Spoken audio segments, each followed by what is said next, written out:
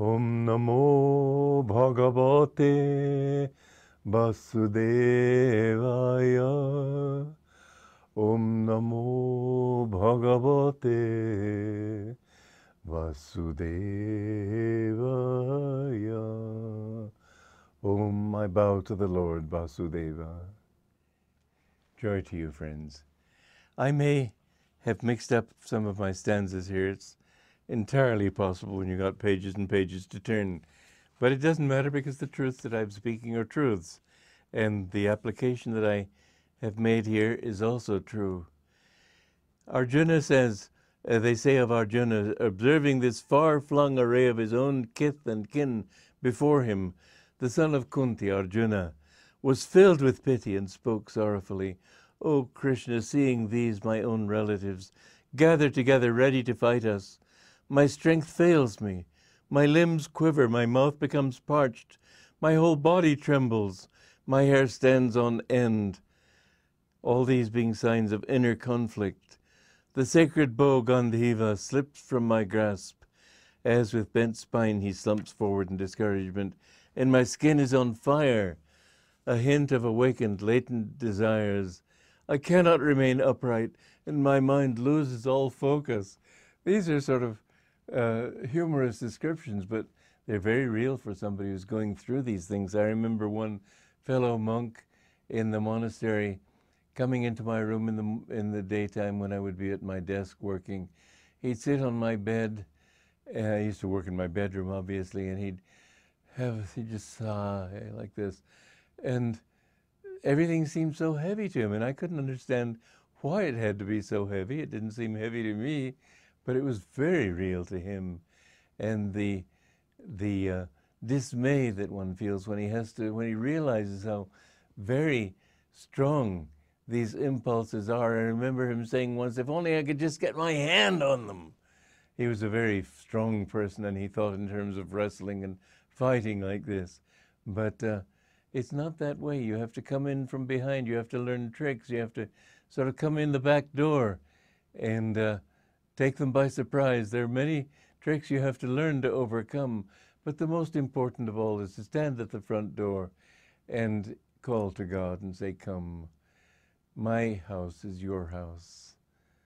And so Arjuna, with his horror, is saying, "Oh, Krishna, I behold in this upcoming war only omens of evil. Indeed, no good results can come from slaying these, my own family members," because he sees them as his own part of his own nature, his own family of consciousness. "O Krishna, I crave no victory against these my kinsmen, nor kingdom, nor the rewards of victory, nor even life itself.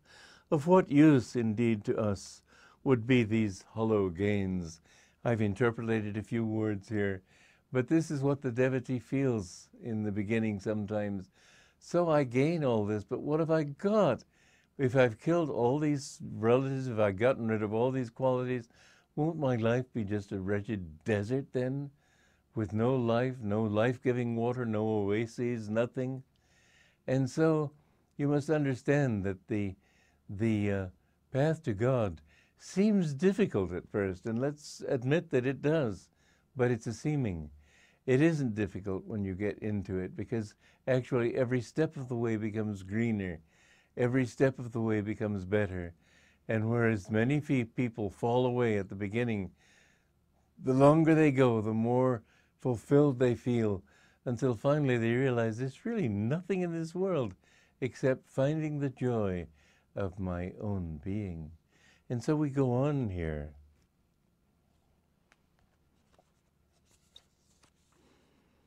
Those ranged before us are our own past teachers, inclinations toward and hopes for attaining false worldly desires and ambitions.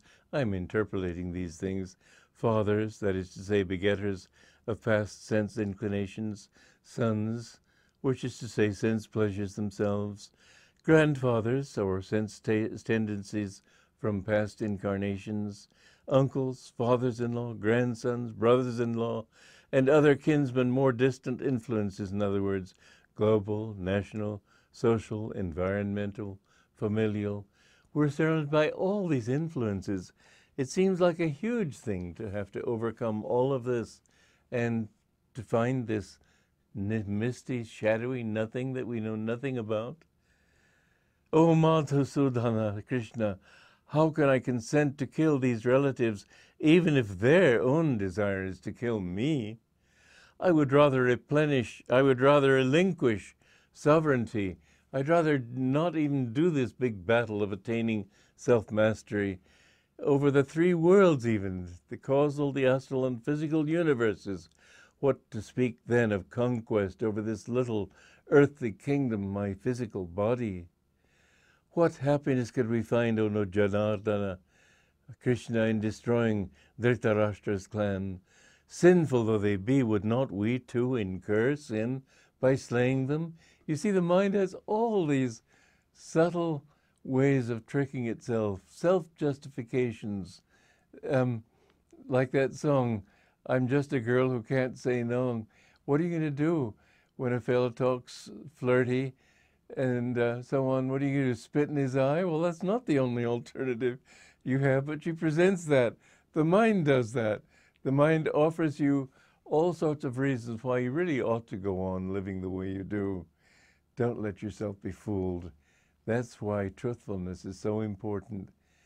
One thing with truthfulness is to ask questions and see if the proposition stands up under them. There can be no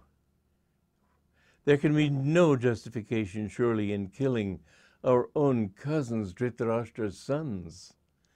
Even if they, blinded by greed for possession, see nothing wrong in killing us, their own relatives, and I read this one before by mistake, ought not we, who knowing right from wrong see the evil involved in annihilating a whole dynasty, ought not we, for our own part, abstain from this great crime? With the disintegration of a family, its ancient traditions are lost, and I talked about this before. But we must understand that, finally, it says the women of the family become corrupt. That is to say, the feeling quality of the devotee may lose its coherence and descend into a chaos of emotions and confusion. We must learn to balance the two aspects of our own mind. As I said before, we're both male and female. We have reason and feeling, and we must balance these two so that when we feel something, we offer it up to our calm reason to see if it is true. And when we reason something, we try to feel from the intuition whether this is right or not, because your reason can tell you all sorts of things. When I was a child, I didn't like spinach, and I didn't actually offer this alternative to my mother, but I used to enjoy reasoning falsely, deliberately falsely, just to sort of show my mind, convince myself that by reason alone I wasn't going to find the truth that I wanted. So I might well have said, and perhaps said in fact something similar, well, Mother, green is the color of spinach, and green is also the color of envy. And besides, the taste of spinach is bitter, and you don't want me growing up to be bitterly envious, do you? And I would know that this was false reasoning, but I enjoyed using false reasoning to show myself how reasoning can be false, how we can trick ourselves by reason. We have to feel. You know, when I read Autobiography of a Yogi, what he said, much of what he said was completely different from everything I had ever believed to be true. I didn't know anything about saints in those days.